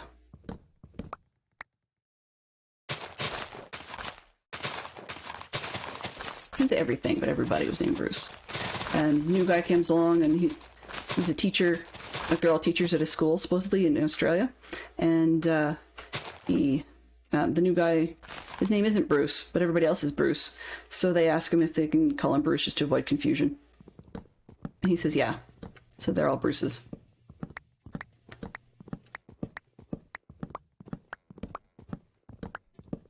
Where am I going here? So I'm hoping I'm going to have enough for the roof. I really don't know how big my building is going to be at this point.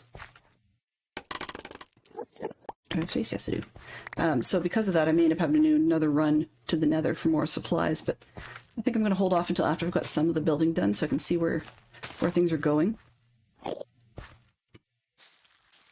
There we go. Where things are going with the build. And that way we've got something actually seeming to happen as opposed to in unending streams for supplies. Because there's things to do. Oops. And I know that I can actually do off-camera streams for supplies too. I don't have to always be spending it on adding redeems and graphics and whatever else that I've been doing.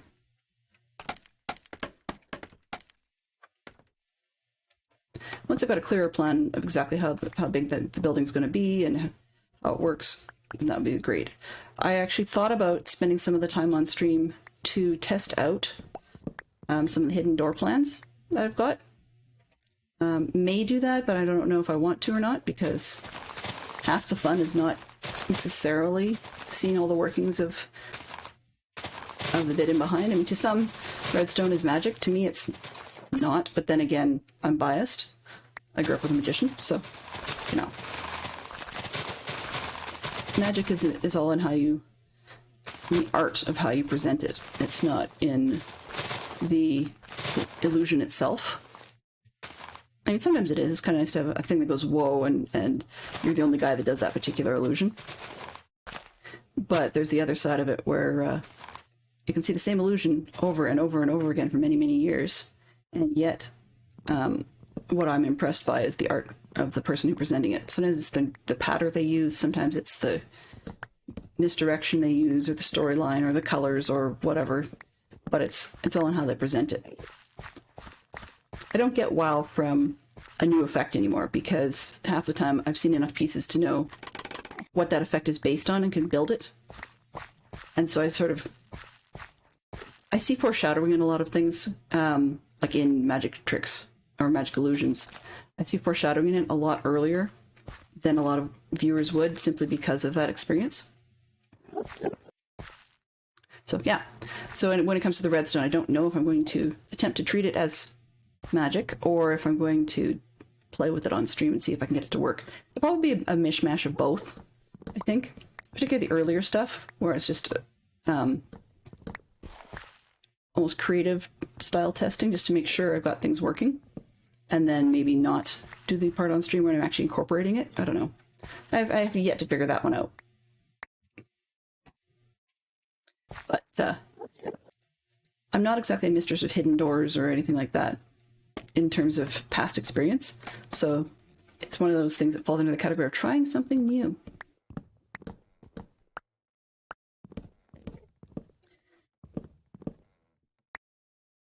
I also realized the other day that my base theme is rather narrow because there are actually quite a lot of mystery personages that I've read that I can't actually put on stream. Partly because the books I've read about them in were not family friendly. And part of it is because sometimes when you start referencing characters, you start to get a bigger picture sense of just how generic the character can look when you're generalizing them for a reference. And so by the time one does like Scotland Yard references to, we've got, I can think of 3 at the moment, but we've got Inspectors Japp, Gregson, and Lestrade. And once you generalize that, then every police inspector reference looks the same. You know, and even referencing one of those, it starts to look the same awfully quickly. So then there's reasons to not bother with those sorts of references. Yeah, so that's why I don't think I'm going to be including things like Inspector Pitt or Monk, for example. I've read a bunch of their books, just not great at it. And then, of course, struggling with how to do characters like Father Brown would also then cover off the fact that my other major character favorite is Brother Cadfael from, well, the mystery series by the same name. That's hilarious. You accidentally drop something and, yeah, gets in the way.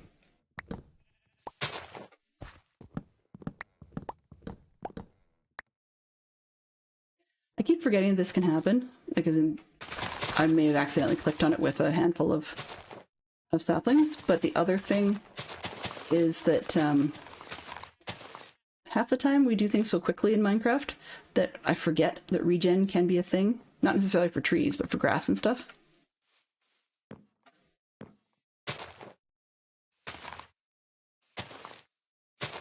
There we go. Alrighty, let's see, where are we here?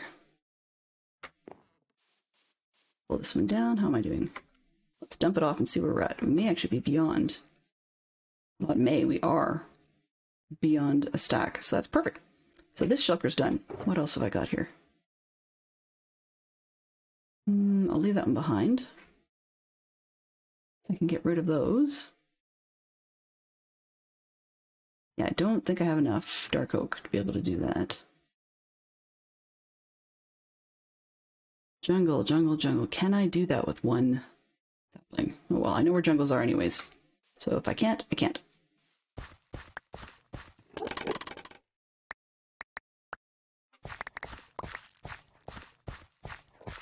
They make great floors. That's part of why I was looking at this one.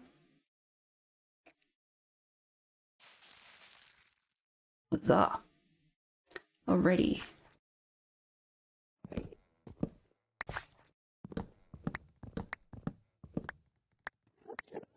That looks weird when there's more up there,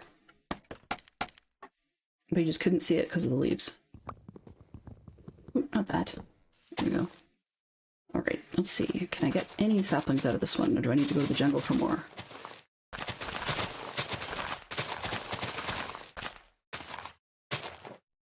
One. Well, it's better than kicking the pants, I suppose.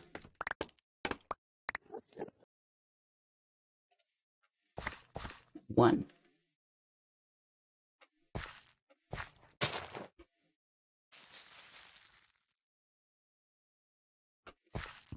Hey.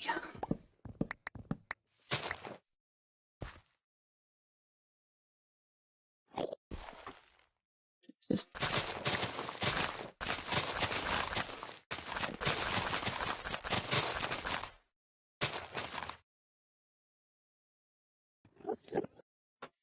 yep, that's what's happened to me a lot. Not a single one. So we're out of jungle. Okay, well, that is what it is. 13 pieces. I wonder if I can do that with dark oak. I'm just curious. Let's grab a couple of stacks. I don't think this will work.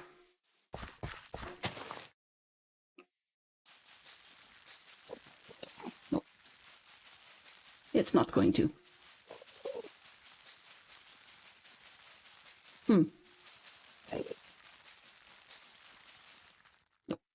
Not gonna work. That's okay.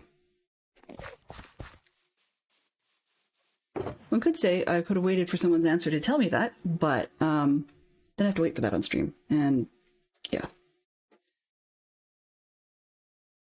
For the viewers is not my specialty. Alright, so I've got 2 sets of bone blocks and a whole shulker full, so that should be a good start. That, I'm unfortunately going to need the dark oak, so going for a wander.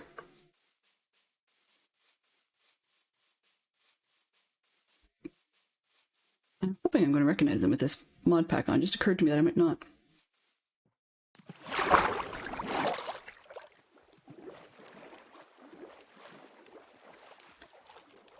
Where are we actually? I remembered seeing just the other day, I've got neighbors. Okay, what have we got here? It's either there or there. Down this direction. Or...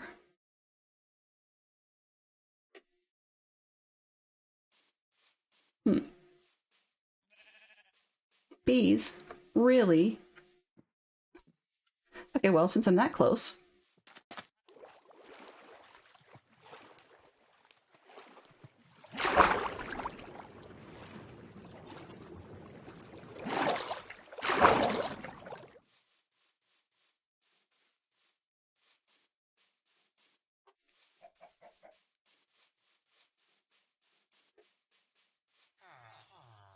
Watch me not get back to that beehive. Alrighty, what have I got in here? Anything useful? I don't need 9, but they stack, so that's fine.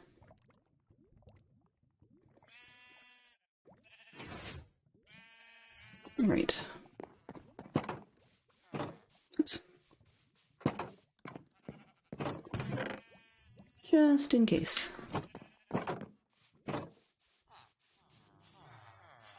If I don't do something smart, I will be regretting it later.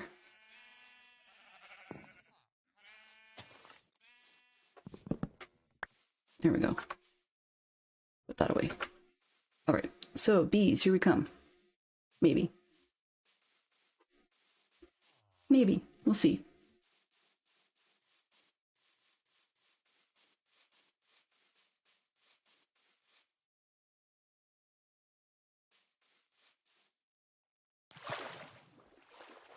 I have yellowfish. Yippee, yippee, yippee.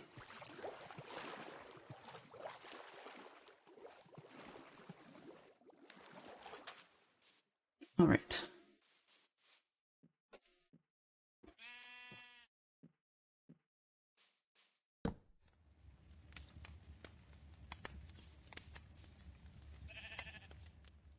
Bet you there's nobody home. Let's just do this. New beehive. Off and save. Close. Actually, I guess that should have been a temporary waypoint. Let's see if I can switch it. This one, edit. Remove. New. Oh, no, that's not how it works. Let's do it this way. Different waypoint system. Waypoints. Add.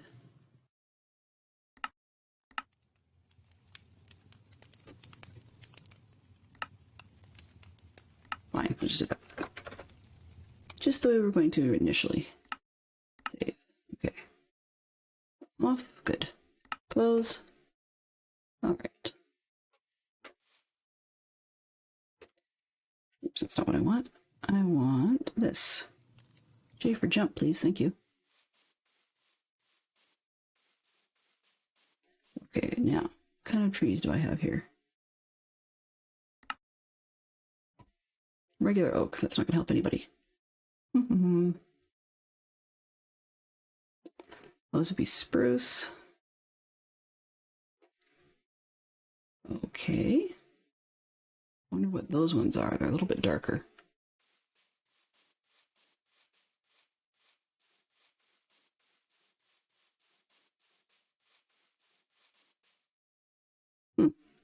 Nice big hole. They're probably just normal oak because my map's overwriting. All right. Can't seem to think today.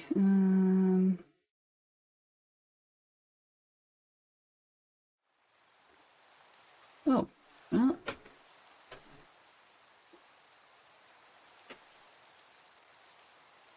I'm gonna jump. I might as well jump.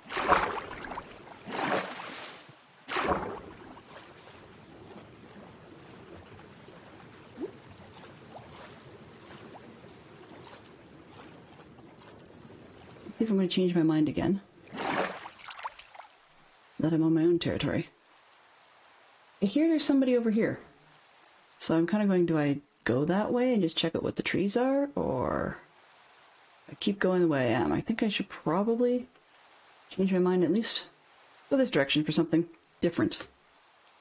But I'm going to try and go a little south just because there is... Do I have it on my map? Yes. Right in here. That is a pillager outpost. South isn't the word I meant. North, I guess. Because I really don't want the pillagers on my tail.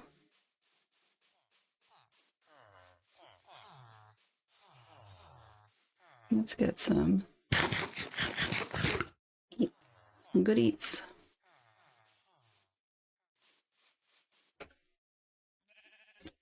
There we go.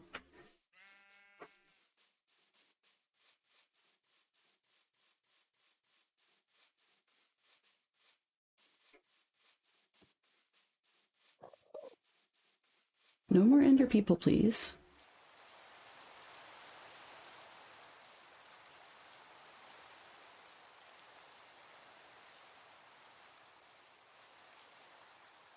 Is that far enough north? Yeah, that should be far enough north. I'm not particularly enthusiastic about heading straight into a pillager outpost.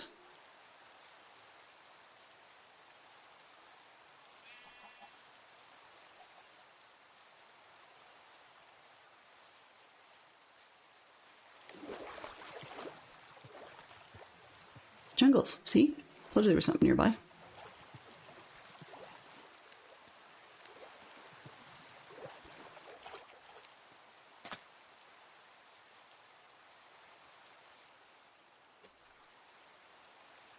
Where am I? Yeah.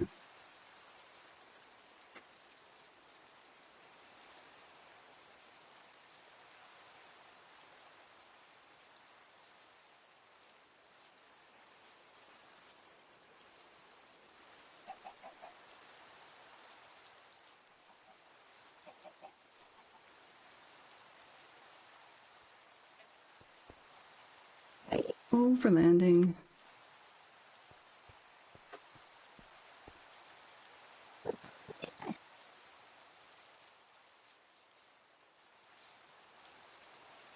Oh, thank you to whoever slept. Alrighty.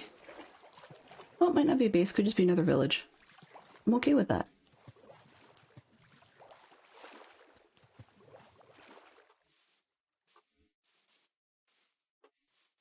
Yeah, this does not look like a player has taken over type of village. So I have another neighboring village. Nice. You guys have anything I want to steal? Do you? No, that would be a big no.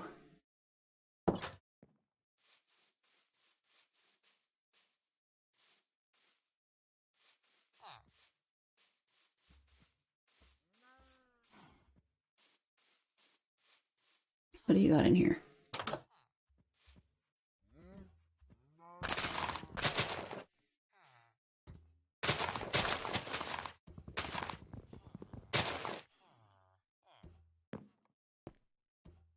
Nope, definitely no.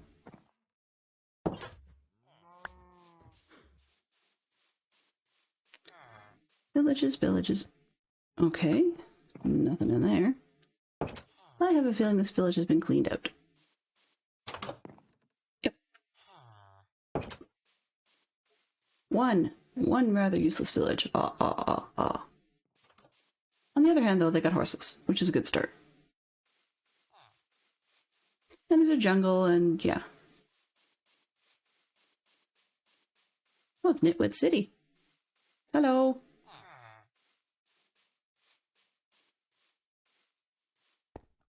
Yep, definitely been cleaned out before me. Big giveaway is the number of open doors.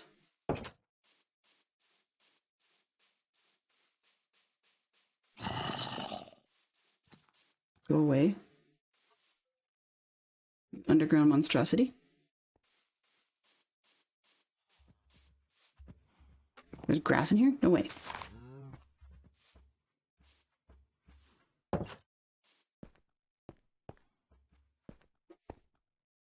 Plus furnaces, yeah. Alright, so there was nobody here. Good to know, though, that there was another village nearby if I ever needed people. Okay. Did not help in the tree hunt, though. I mean, I found jungle saplings, so I can deal with that, but that's about as far as it got. Oh well. Let's see. Oh, I keep guessing. One more. One more. Why not? Run.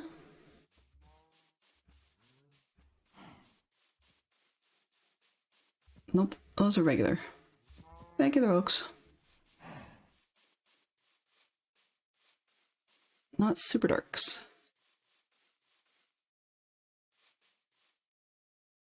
I never remember what kind of forest dark oaks actually spawn in.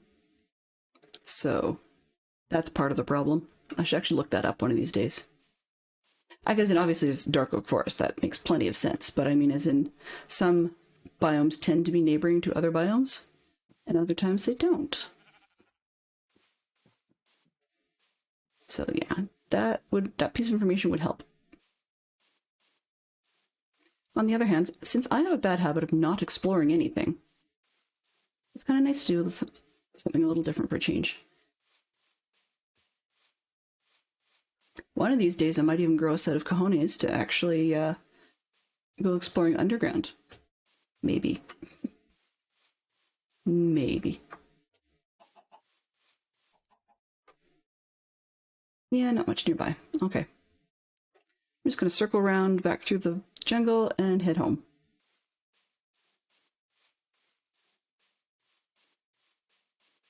I am running, really. Doesn't look like it, but I am. I was running through a forest, and I didn't get very far.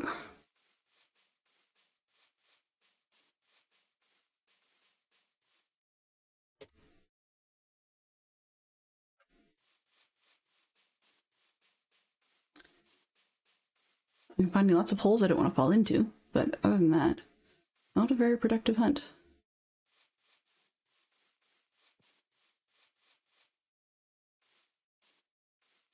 So,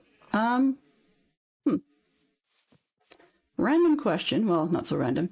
I am debating playing around with the idea of having some sort of head cam. It may not be a face reveal. It's actually pretty unlikely to be a face reveal.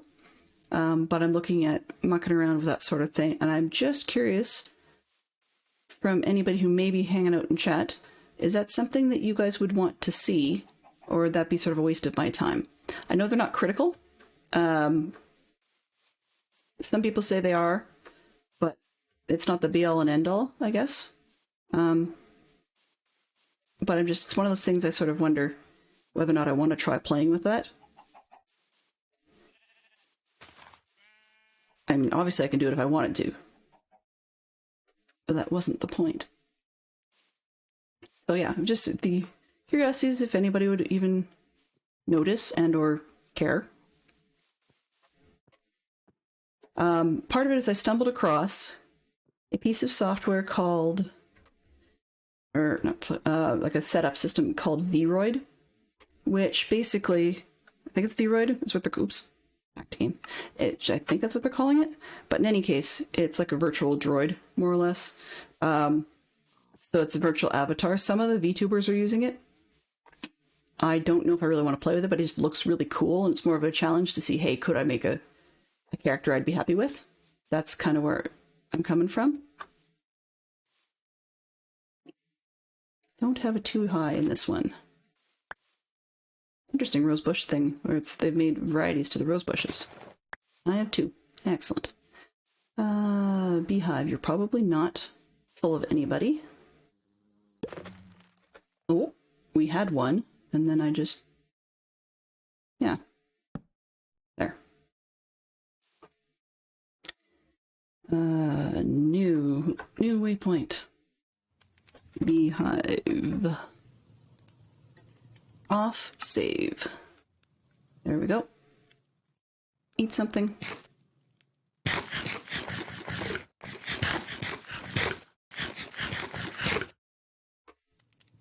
Okay, let's put our waypoint on for home. Close. How close am I? 500 meters. Okay, that's fine.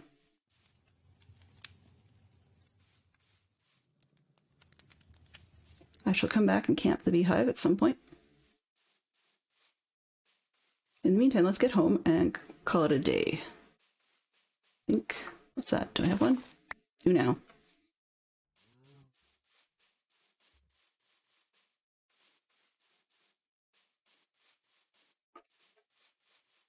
Squid McSquidders. Where are we? Oh, we're almost home. Ish. Well, we're almost across the water. Don't even have to fully get home. I will easily get there off camera. It's not a doubt. There will be no deaths between here and there. So I think on that note, let's see, have we got anybody interesting?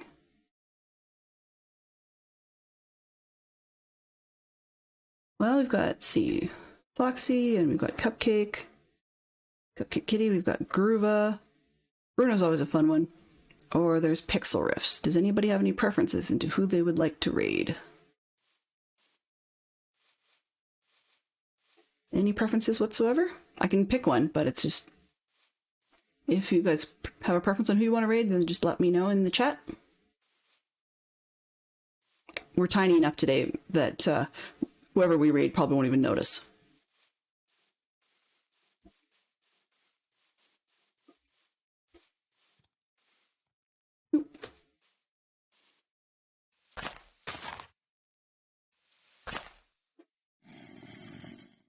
Oh, for the lava.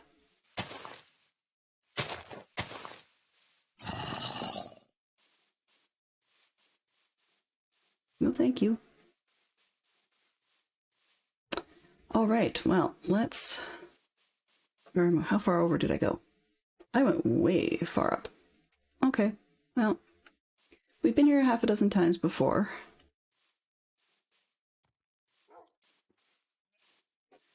So then, I guess, there seems to be no preference as to who we raid this time. I'm just going to make sure that those are all people still online, or make sure there's nobody who's just going off. Pixel, Bruno, Groova, Foxy, Cupcake. Yeah.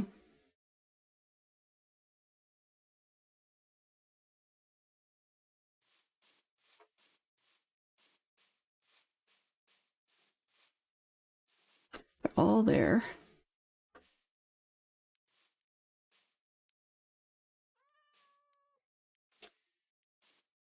Just trying to get to a spot where it's not going to have things. Whoa! Things want me for breakfast while I sign off.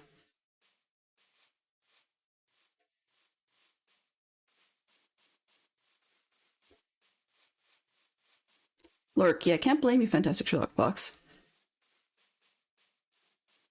Basically, we're home, so that's a good safe place to quit. Except for that hole. I keep forgetting that's there. Grr. All right.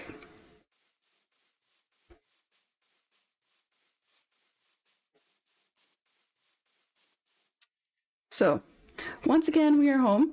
We are back to base. Got ourselves some trees. Found a couple of beehives that I'm going to go pick up. And I think it's a good time to return everybody to your regularly scheduled program. Please do enjoy. I will probably not be back on, well, I'm not on a scheduled stream until next Tuesday. There may be an unscheduled one this evening. We'll see how I feel about that. But yeah, definitely it'll be Minecraft. We want to get some more progress made. And, but in any case, if you guys would like to, we are going to head out and we might as well jump in and give Bruno a smile. There's one or two popping in. I know he's got a gazillion. But actually, maybe, no, change that. Sorry. We're going to change our minds and we're going to hit up Cupcake Kitty because she could use a little more support, as always. So we're going to raid her instead. I hope everybody has a great day, and I will wish you the best and see you again soon.